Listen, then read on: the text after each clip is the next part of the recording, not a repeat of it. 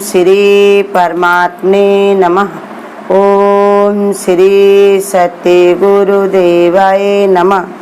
ये देखिए बता रहे भगवान कि हे अर्जुन, कल्प के अंत में सब भूत मेरी प्रकृति को प्राप्त होते हैं, अर्थात प्रकृति में लय होते हैं और कल्प के आदि में मैं उनको फिर रचता हूँ।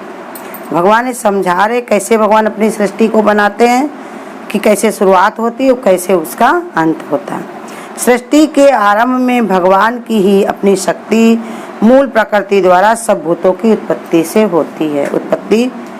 मूल प्रकृति द्वारा सब भूतों की उत्पत्ति होती है। भगवान की शक्ति से ही का मूल रहता है उसमें। मूल माने बीज, बीज माने जड़। जड़ जो होती है बीज से ही उत्पन्न होती, उसी से सब फल फूल और तने पत्ते सब उसी से ही उत्पन्न होते। ऐसे ही बताया भगवान ही मूल कारण है, सारी सृष्टि को उत्पन्न करने वाला। अब भगवान प्रकृति की रजोगुण को स्वीकार कर सृष्टि करता ब्रह्मा के रूप में प्रकट होते हैं। भगवान सृष्टि की रचना करते हैं तो पहले ब्रह्मा के रूप में प्रकट होते हैं। अब प्रकट होते इसका तात्पर्य ये नहीं है कि भगवान रजोगुणी बन जाते हैं। रूप भगवान बनाते हैं तरह तरह के, लेकिन वो भगवान कहते वो ही नहीं हो जाते। वो तो भगवान एक रूप बनाते। जैसे एक किरदार भी किसी को दिया जाए, मंच पर दिया जाए तो कभी भिखारी बन जाए, कभी राजा बन जाए, लेकिन वो नहीं होता, खाली वो किरदार के लिए। ऐसे ही इसको बता रहे भगवान कि रजोगुण को स्वीकार कर सृष्टि करता ब्रह्मा के रूप में प्रकट होते हैं, पर रजोगुणी नहीं बन जाते। वे तो गुणातीत हैं, भगवान तो गुणातीत हैं। परंतु तात्पर्य ये नहीं है कि भगवान रजोगुणी हैं, परंतु प्राकृतिक रूप माया के माध्यम से उन्हें देखने पर सृष्टि कार्य करते हुए उनका जो रूप रजोगुणी सा लगता है उसको ही ब्रह्मा कहते हैं। ये बता रहे कि भगवान अगर कार्य करने के लिए ये लाते तो वो रूप बना करके देखते हैं कि कैसे भगवान ने कार्य करते। ब्रह्मा विष्णु महेश के रूप में।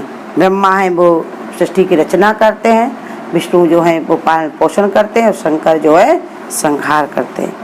ऐसे ही जैसे शीशे के ऊपर लाल रंग का प्रकाश हो तो लाल ही दिखाई पड़ेगा। जैसे एक बात उसमें बताया भी सुंदरकांड में, रामायण की सुंदरकांड में बताया है कि हनुमान से पूछा कि अशोक वाटिका में कैसे फूल थे। तो भगवान से पूछा सब लोगों ने कैसे फूल थे, तो भगवान ने कहा वहाँ पर सब कहा। सीता जी से पूछा कि अशोक वाटिका में कैसे फूल थे, तो सीता जी ने कहा सब सफ़ेद फूल थे। लेकिन हनुमान जी से पूछा तो उन्होंने कहा सब लाल थे। क्यों? क्योंकि सीता जो है शांति का स्वरूप है। वो भगवान की भक्ति में बिल्कुल शांत बिल्कुल बैठी हुई थी, आंसू बहाते हुए बिल्कुल शीतल होकर के शांत होकर के बैठी थी। तो अशोक वाटिका में उनको सब सफ़ेद दिखाई पड़ रहे थे। लेकिन जब हनुमान जी पहुँचे तो वहाँ कैसे गए थे? क्रोध से भरकर। वहाँ पर माता को अपनी सताते हुए देखा उन्होंने, कैसे कष्ट उठाते हुए देखा और कैसे राक्षसों के बीच में रहते हुए देखा, क्या क्या समस्याएं देखी। तो उसको देखते ही उनके अंदर बहुत क्रोध आ गया था। और इसी क्रोध के कारण उनको सारे फूल कैसे दिखाई पड़े? लाल। तो यही बता रहे दर्पण भी होता है। दर्पण के ऊपर जब लाल रोशनी पड़ती तो लगता है वो भी लाल हो गया।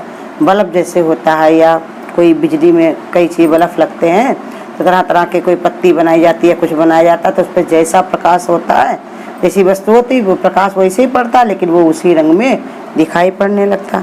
पानी को बताया पानी का रूप जैसा भी हो, जिसमें मिला दो लगे उस जैसा। लाल में डाल दो लाल हो जाए, पीले में डाल दो पीला हो जाए। तो कहते तो लेकिन वो बताया पानी नीला पीला नहीं होता। पानी का तो अपना खुद ही एक रंग होता है, निर्मल स्वरूप। लेकिन जो इसमें मिला दो उससे जैसा बन जाता है। इसके कारण ही और सरलता से बन जाता है, इसलिए लोग मिलाते भी उसको हैं। तो कहते इसलिए शीशे पर अगर लाल रंग का प्रकाश हो तो स्वयं दिखाई पड़ेगा। ऐसे ही कहा जा चुका कि 1000 चतुर्युगी का ब्रह्मा का एक दिन होता है, 1000 चतुर्युगी का ब्रह्मा का एक दिन होता है। अब वो कल्प कहलाता है। इसलिए ब्रह्मा 100 वर्ष पूरे होने पर वो रूप में भी भगवान ही में ही विलीन हो जाते हैं। ब्रह्मा को भी आगे 8वें अध्याय में बता चुके कि 1000 चौकड़ी बार वो ब्रह्मा जी जो होते हैं 1000 चौकड़ी तक रहते हैं, उसके बाद वो भी विलीन हो जाते हैं। किसमें? भगवान में। कल्प क्षय के इस महाप्रलय की ओर से संकेत किया गया है कि कल्प क्षय हो जाने पर कल्प का क्रम रुक जाता है। पुनः जब कल्प के क्रम का आरंभ होता है तब फिर वो सृष्टि का प्रकट होता है। का जो कल्प समाप्त हो जाता है फिर भगवान थोड़े दिन के लिए सृष्टि की रचना रोक देते हैं। कैसे? समझाने रुकने लगते हैं। जैसे कोई भी कार तुम तानते हो तो उसके लिए कहोगे थोड़े रेस्ट चाहिए हमको। देखो सर्विस भी करते हैं सब, तो कहेंगे भाई छुट्टी चाहिए। ज़्यादा छुट्टी में भी उबने लगते हैं और ना मिले तब भी परेशान हो जाते हैं। घर में ही देखो कोई भी काम धाम होता है तो कभी भी कहोगे थोड़ा बीच में रेस्ट हो जाए, कोई दिन रोज रोज रोज रोज वही काम करते रहोगे तो परेशान से हो जाते हो, उसको रेस्ट ही। लेकिन भगवान की भक्ति एक ऐसी चीज़ है, इसमें जिसको प्रेम हो जाता भगवान से तो वो रेस्ट नहीं चाहता, क्योंकि उसको ये पता होता है कि किस घड़ी उठ जाए या वो दाना जो भी है, इतना भी है भगवान की भक्ति आज हम कर लें, समय का कोई भरोसा नहीं। आज भगवान ने हमको फिर मौका दे दिया, फिर भगवान की हमारे ऊपर कृपा हो गई, फिर ऐसा मिल गया हमको। तो ये सब उसके अंदर मन में विचार करता। जिसका अपना मन नहीं है तो वो सोचा भी करता है कि हमको कैसे मौका मिल जाए, हम घर में रह नहीं पाते, इतना मेरा काम है, आराम नहीं कर पाते, दौड़ते दौड़ते सत्संग जाते, दौड़ते दौड़ते घर का काम करते, तो उनकी अपनी अलग समस्या है। लेकिन जिनको प्रीति हो जाती भगवान से तो उनको हद वो कहते कोई भी चीज़ परेशान नहीं करती।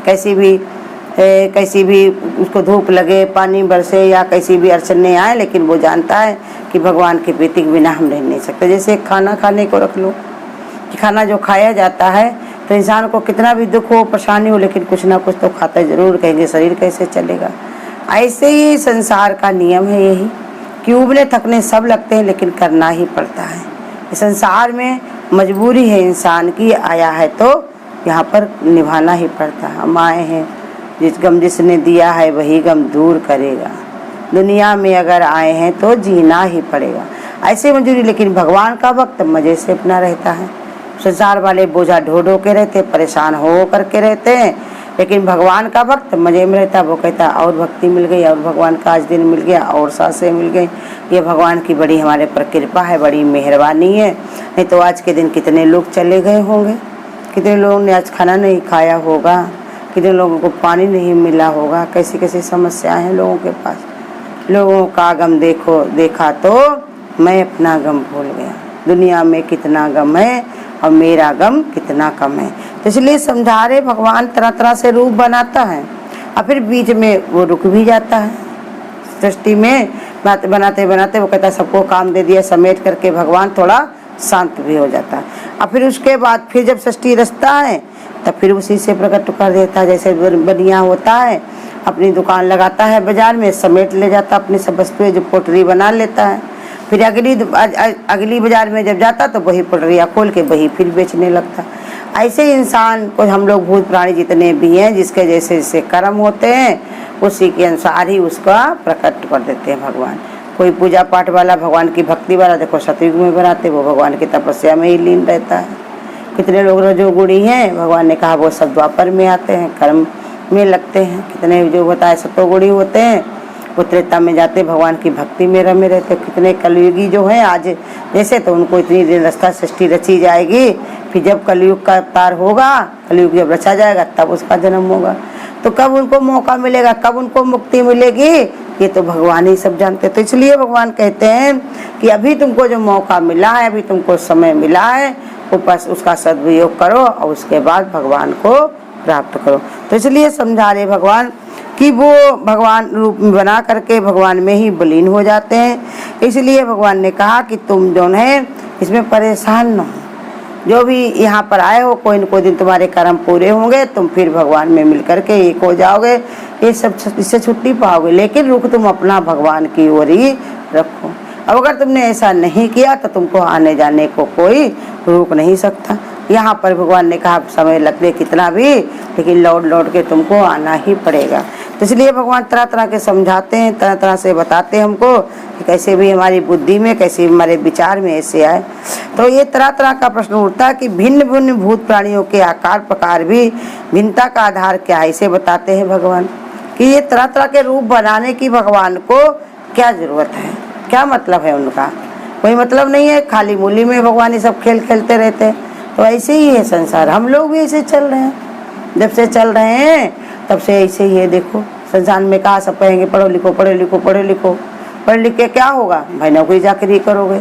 अब नौकरी चाकरी भी मिल जाएगी तो क्या छुट्टी मिल जाएगी, वो करोगे। फिर क्या हुआ, शादी करी जाएगी, शादी हुई तो लड़के बच्चे हो गए, फिर से अपनी शादी करके अपने घर चले गए, फिर शरीर थक गया तो फिर अकेले, फिर वही जाना अकेले ही है।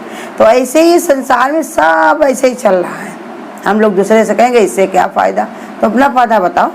गुरु कहते हैं, देखो तुम अभी अमीनाबाद में गुरु बता रहे थे कि अभी कोई दुकान पर जाओगे, वो तुम्हें कांच के प्लेट देगा, कहेगा इसकी क्या गारंटी। दुकानदार से पूछोगे तुम कि ये प्लेट की क्या गारंटी है, लेकिन तुम अपनी गारंटी बताओ, तुम्हारी गारंटी कितनी है?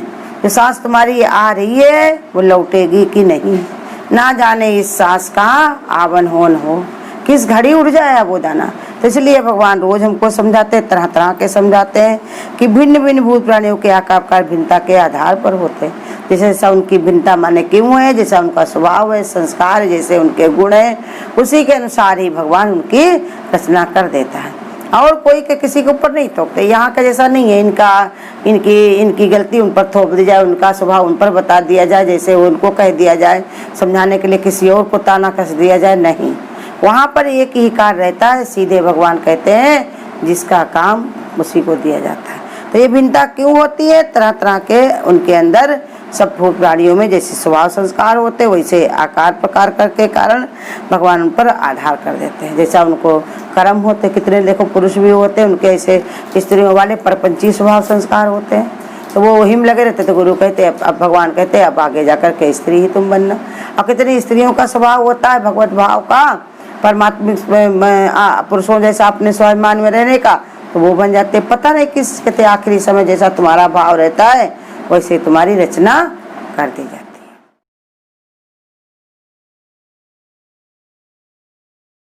हरि ओम का नाम प्यारा, जीने का सहारा, किसी के सहारे मुझे मिला है किनारा। हरि ओम का नाम प्यारा, जीने का सहारा, इसी के सहारे मुझको मिला है किनारा। हरि ओम की प्यारी धुन जब जब सुनाई दे, हरि ओम की प्यारी धुनी जब जब सुनाई दे, मेरा सांवरिया मुझको हंसता दिखाई दे, मेरा सांवरिया मुझको हंसता दिखाई दे। मेरे सारे संतों को लगता है प्यारा, इसी के सहारे हमको मिला है किनारा। हरि ओम का प्यारा नाम जीने का सहारा, इसी के सहारे मुझे मिला है किनारा। एक बार जो बोलेगा वो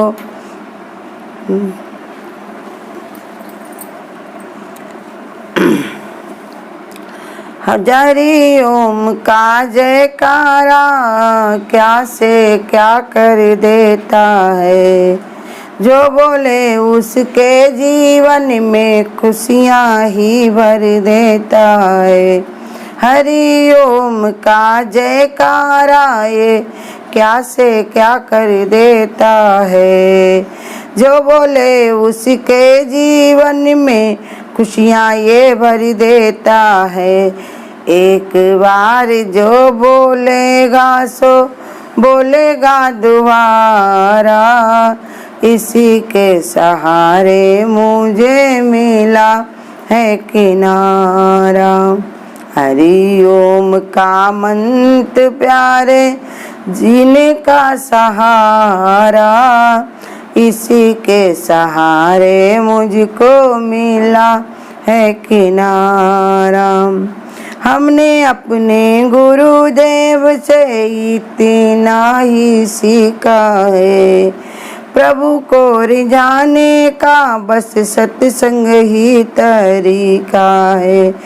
एक बार जो आएगा वो आएगा दोबारा, इसी के सहारे हमको मिला है किनारा।